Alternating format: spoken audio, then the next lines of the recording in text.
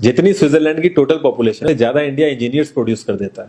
उसके बाद भी रिसर्च एंड इनोवेशन में स्विट्जरलैंड नंबर 1 पे है। इंडिपेंडेंस के बाद से रिपब्लिक ऑफ इंडिया ने 0 नोबेल लॉरिएट्स प्रोड्यूस किए इन साइंस। यूएसए ने 100 प्लस कर दिए। ASER की रिपोर्ट के हिसाब से 83% एजुकेटेड इंडियंस एम्प्लॉयबल ही नहीं है। और ये जो सुंदर पिचाई सत्या नदेला की हम बात करते हैं, इन्होंने भी आगे चल के अपनी एजुकेशन बाहर से ही करी है। और ये सारी चीजें जो मैं बोल रहा हूँ ना, इसका रूट कॉज फाइंड आउट करने के लिए हमें थोड़ा सा पीछे जाना पड़ेगा। जब ब्रिटिशर्स हम पे रूल कर रहे थे तो ईस्ट इंडिया कंपनी के सामने 2 मेजर चैलेंजेस थे।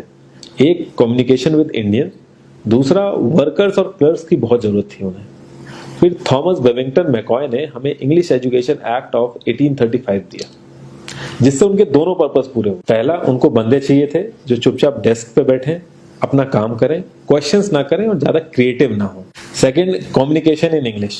इंग्लिश सबसे ज्यादा बोले जाने वाली लैंग्वेज नहीं है, उसके बाद भी इंग्लिश एक लैंग्वेज की बजाय एक क्लास बन गया इंडिया में। रशिया, चाइना, फ्रांस, ये सब जगह इतना ऑब्सेशन नहीं है इंग्लिश को लेके जितना इंडिया में है।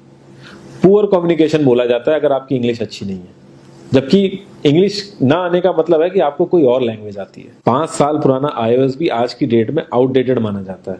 लेकिन इतनी इंपॉर्टेंट चीज हमारा एजुकेशन सिस्टम आज भी बस थोड़े से चेंजेस के साथ ऐसे ही चल रहा है। हमारे एजुकेशन सिस्टम में रटने का कंपटीशन होता है, जो ज्यादा रट लेता है उसके ज्यादा मार्क्स आते हैं।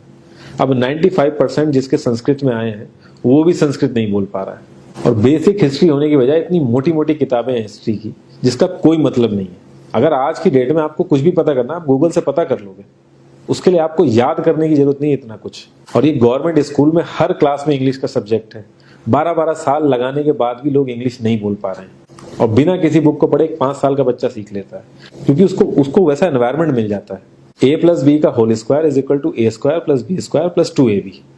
इसका रियल लाइफ में क्या यूज है किसी को नहीं पता, न प्रिंसिपल, न टीचर, न बच्चे, बस पढ़ाई चले जा रहे हैं। हो सकता है इसका कुछ मतलब हो, लेकिन आप ट्राई करके देख लेना, किसी को नहीं पता। हाँ, 2AB की जगह अगर आपने 3AB बोल दिया तो 4 लोग हंसने वाले मिल जाएंगे आपके ऊपर। किंडरगार्टन में जो बच्चों को सिखाने के लिए टेक्निक यूज होती है वो लाख गुना अच्छी है कॉलेज की वो रटने वाली टेक्निक से। और जिन बच्चों के बहुत ज्यादा नंबर आते हैं ना, जो वो छुपा छुपा के एग्जाम में लिखते हैं, आप देखोगे जब वो रियल लाइफ में जाते हैं ना तो ज्यादातर क्रम्बल करते हैं वो। हर किसी को सेम सिलेबस और सेम चीज सिखाई जाती है बिना उसकी कैपेबिलिटी देखे। और क्रिएटिविटी का तो दूर दूर तक मतलब नहीं होता। अब एक लाइन से आप शेर, मछली, सांप, हाथी सबको लाइन से खड़ा कर दो और उनसे कहो पेड़ पे चढ़ो, उनको तो जिंदगी भर यही लगेगा ना कि वो तो किसी काबिल ही नहीं है। और द्रोणाचार्य ने भी पांडवों को उनकी स्किल सेट के हिसाब से उनको चीजें सिखाई, सबको एक ही चीज नहीं सिखा दी। और हमारे एजुकेशन सिस्टम में ज्यादा ऑप्शंस भी नहीं है। सबसे ऊपर साइंस, फिर कॉमर्स, और सबसे नीचे जाके कहीं नंबर आता है आर्ट्स का। आर्ट्स लेने वाले को तो लोग इतना हल्के में लेते हैं जैसे वो किसी काम का ही नहीं है। हर माँ बाप को तो इंजीनियर या डॉक्टर ही बनाना है। कॉलेज वाले अगर एक्स्ट्रा कोर्स रख भी देते हैं तो माँ बाप एंट्री नहीं कराएंगे, तो वो सारा पैसा बर्बाद होगा कॉलेज का।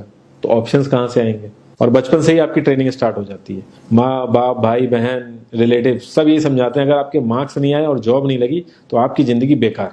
और लाइफ की क्रिएटिविटी को आप रखते हो साइड में, और ये अच्छे मार्क्स और अच्छी जॉब पाना आपका सपना बन जाता है। अब ये सपना पूरा हो जाता है तो बहुत बढ़िया है, दूसरे को जेलस फील कराओगे, नीचा फील कराओगे। और इस छोटी सी उम्र में अगर सपना टूट जाता है तो सेल्फ डाउट में आ जाओगे। इतना बाहर वाले आपको नीचा नहीं समझेंगे जितना आप खुद की नजरों में गिर जाओगे। आप किसी भी 4-5 सक्सेसफुल आदमियों के बारे में सोच के देखिए जिन्हें आप बहुत सक्सेसफुल मानते हो या जिनकी तरह लाइफ आप जीना चाहते हो।